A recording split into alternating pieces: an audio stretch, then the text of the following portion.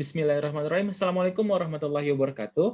Alhamdulillahirabbil alamin wassalatu wassalamu ala asrofil anbiya'i wal mursalin wa ala alihi washabihi ajmain amma ba'd. Kami dari kelompok 6 HCI kelas DY akan mempresentasikan hasil dari pengujian dan pengamatan yang kami lakukan serta analisis dari rekaman dan wawancara untuk usability testing, di mana kelompok kami terdiri dari saya sendiri Farsi Zatur Rahman, TM Syahril Nur Alamsyah, Hafad Furkani, Nisa Fakhira, dan Muhammad Afdal. Sebelum lebih lanjut mengenai usability testing, kita akan berkenalan dengan latar belakang aplikasi eHAG. Di era pandemi ini, guna mencegah dan mengendalikan penyebaran virus corona yang sangat masif, pemerintah menetapkan regulasi untuk pembatasan sosial. Hal ini didukung dengan pengembangan aplikasi yang dilakukan oleh pemerintah, khususnya adalah Kementerian Kesehatan Republik Indonesia untuk dapat memantau dan memonitoring serta tracking penumpang pengguna layanan transportasi umum. Dihadirkanlah aplikasi eHAG, Electronic Health Quarantine Card. Aplikasi ini ditujukan untuk memantau serta meninjau dan memonitoring pengguna layanan transportasi umum, khususnya di bandar udara, yang merupakan pintu masuk untuk daerah, provinsi, dan juga negara Indonesia. Selanjutnya, dia akan menjelaskan untuk metode. Baik, di sini saya akan menjelaskan mengenai metode yang digunakan pada usability testing. Nah, pada usability testing kali ini, di sini menggunakan dua metode, yaitu metode observasi dan metode wawancara. Nah, untuk metode observasi ini, dia itu melakukan menggunakan metode think aloud protokol untuk mendengar secara langsung apa yang subjek pengujian yang didapatkan. Nah, selanjutnya di sini ada wawancara. Nah, pada wawancara kali ini di sini kita mengumpulkan pendapat dan komentar dari si usernya mengenai pengujian yang dilakukan selama aktivitas pengujian itu. Nah, untuk tujuan dari usability testing ini, yaitu yang pertama kami ingin mengetahui apakah user dapat memahami penggunaan eHAG tanpa bantuan. Nah, yang kedua, di sini yang ingin kami ketahui yaitu apakah user dapat mengetahui fungsi ataupun tujuan dari aplikasi. Yang ketiganya, apakah user dapat membuat kartu eHAG tanpa ada masalah. Dan yang terakhir, yaitu bagaimana pendapat user mengenai tampilan dari aplikasi tersebut. Nah, untuk peserta pengujian pada usability testing kali ini, di sini kami ada 6 pesertanya. Yang pertama itu yaitu adalah Farah Nadira yang berjenis kelamin perempuan, usia 18 tahun, dan profesinya yaitu seorang siswa SMA.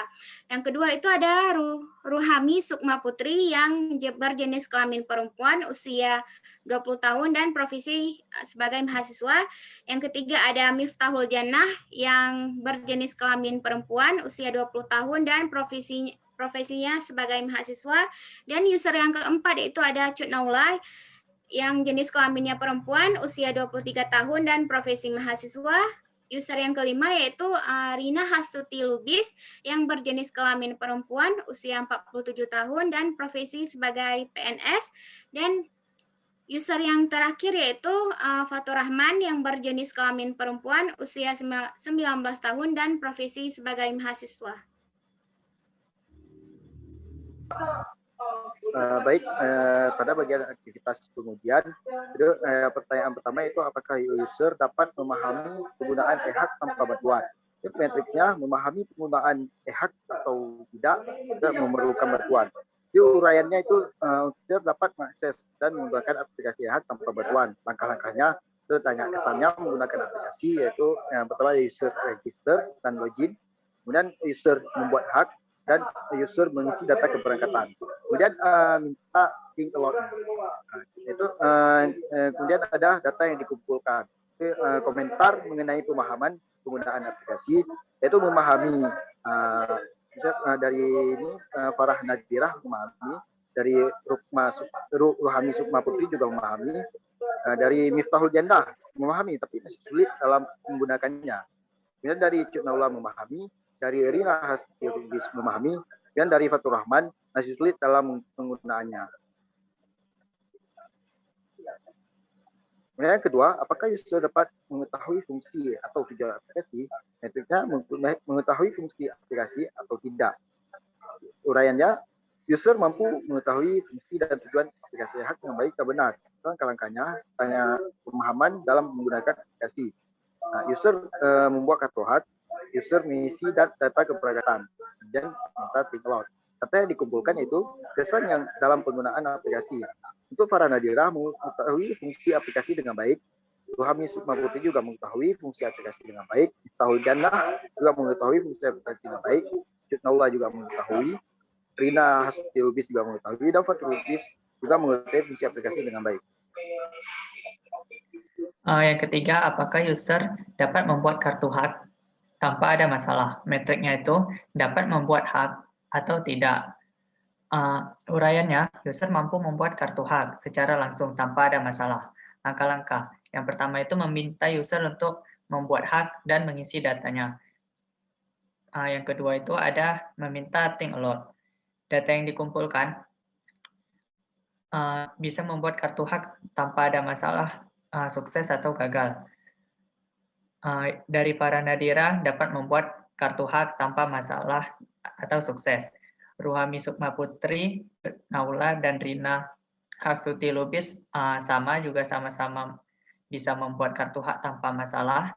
Kemudian ada dari Miftahul Jannah, dia masih memerlukan bantuan dalam membuat kartu hak. Dan Fatur Rahman tidak bisa atau gagal. Temuan negatif dan solusinya.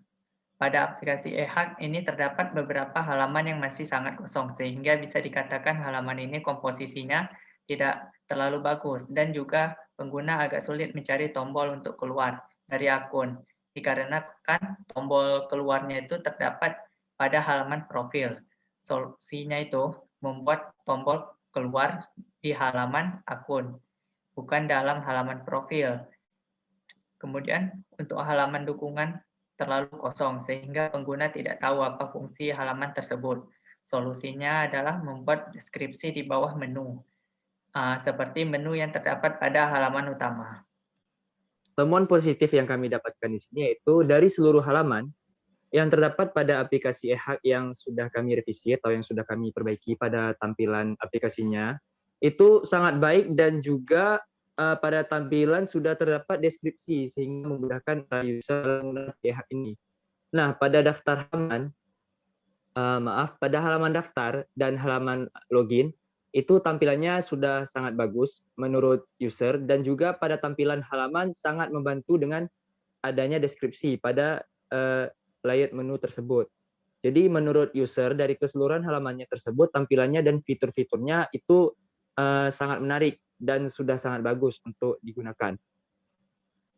Baik, jadi untuk kesimpulan pada presentasi ini yaitu berdasarkan hasil pengujian, itu dapat disimpulkan bahwa aplikasi e-hack yang telah kami perbaiki, tampilannya secara keseluruhan itu sudah bagus, dan user dapat lebih mudah untuk memahami alur atau langkah-langkah dalam pemakaian aplikasi tersebut.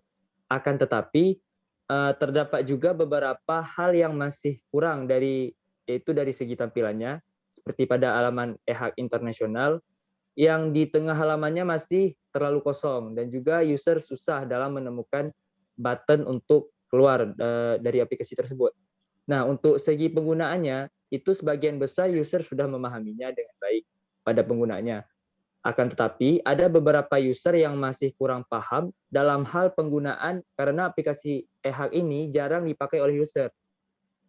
Nah, untuk segi fungsi dan manfaat, rata-rata user yang kami uji itu sudah mengetahui secara bagus dan sangat baik, terutama daripada manfaat aplikasi ini. Mungkin itu saja presentasi dari kelompok kami. Kami ucapkan terima kasih. Assalamualaikum warahmatullahi wabarakatuh.